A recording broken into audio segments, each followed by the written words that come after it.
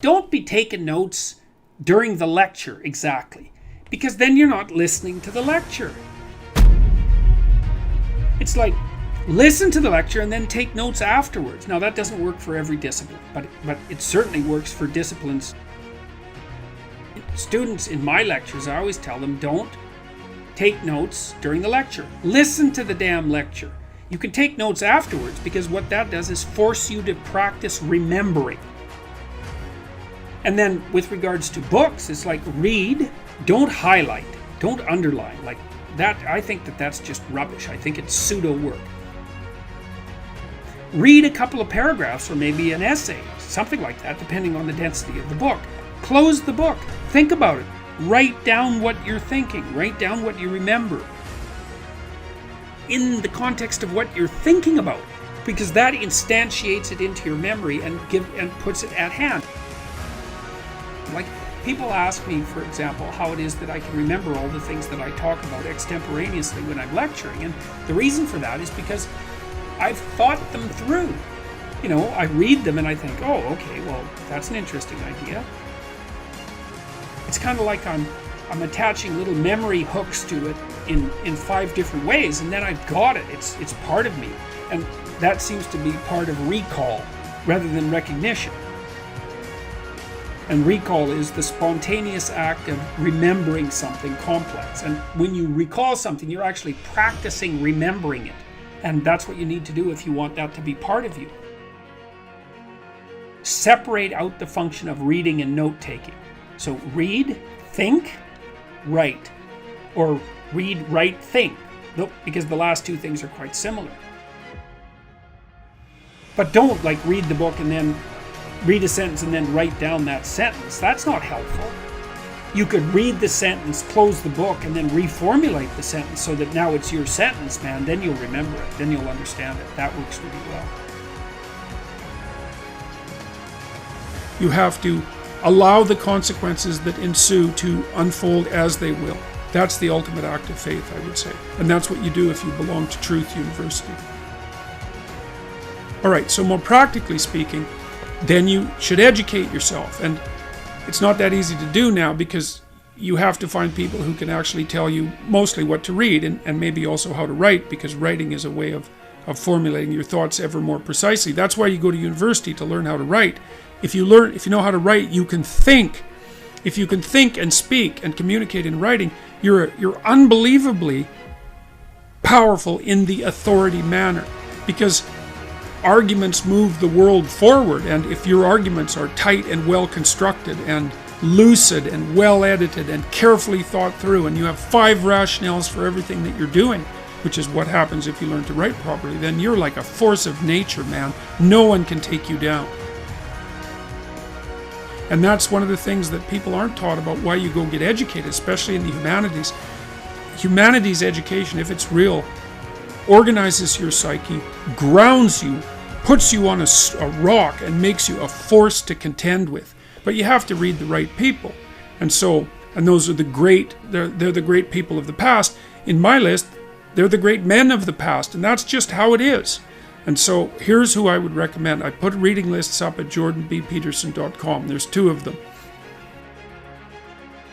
Fyodor Dostoevsky, Leo Tolstoy, who I think perhaps the greatest novelist the world has ever seen, Alexander Solzhenitsyn, another great Russian novelist. I don't know what it is about the Russians, but man, they produce writers that are incomparable.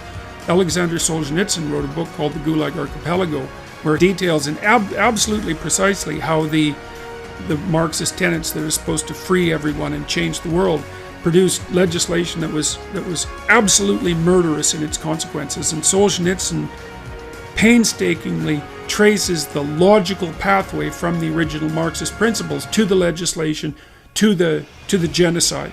And the Gulag Archipelago was an intellectual bomb. It demolished any credibility that Marxism had to intellectual respectability. You have to read the book. The book is about the central issue in our culture at the moment. If you don't read it, you're not informed. You can't participate in the debate except as a puppet.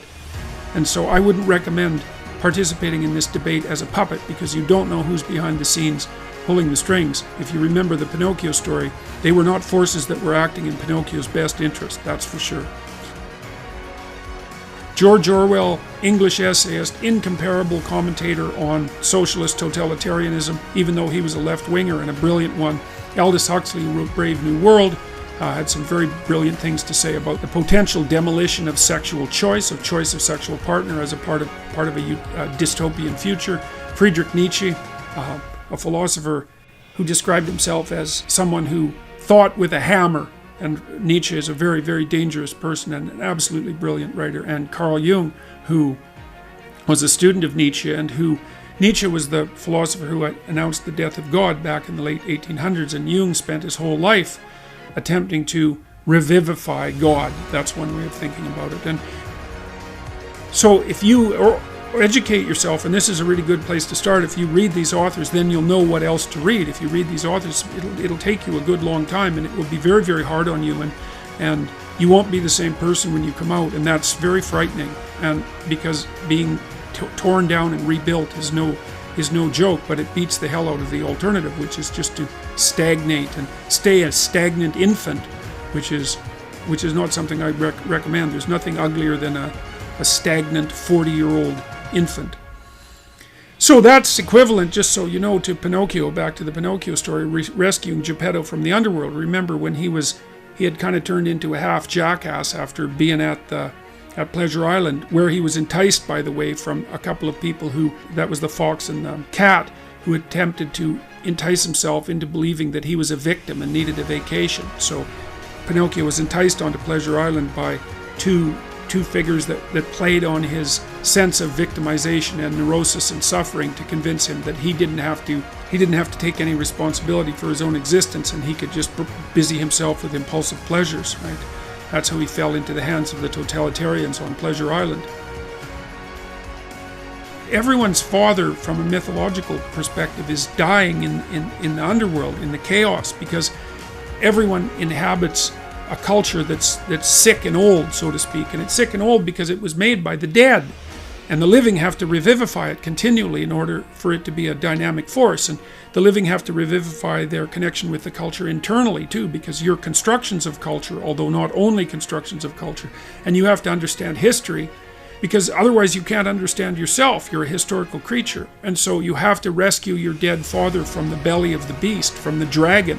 Because remember, the whale in Pinocchio is also a fire-breathing dragon. And that means you have to face the thing that you most fear. And when you do that, you'll rescue your father from the underworld. These are very complex ideas, and you can read about them in my book, Maps of Meaning, if you want. It's on the reading list. I put a free copy of it on jordanbpeterson.com so you can download it. I take apart these sorts of things in detail. So anyways, you have to revivify your father before you can become real.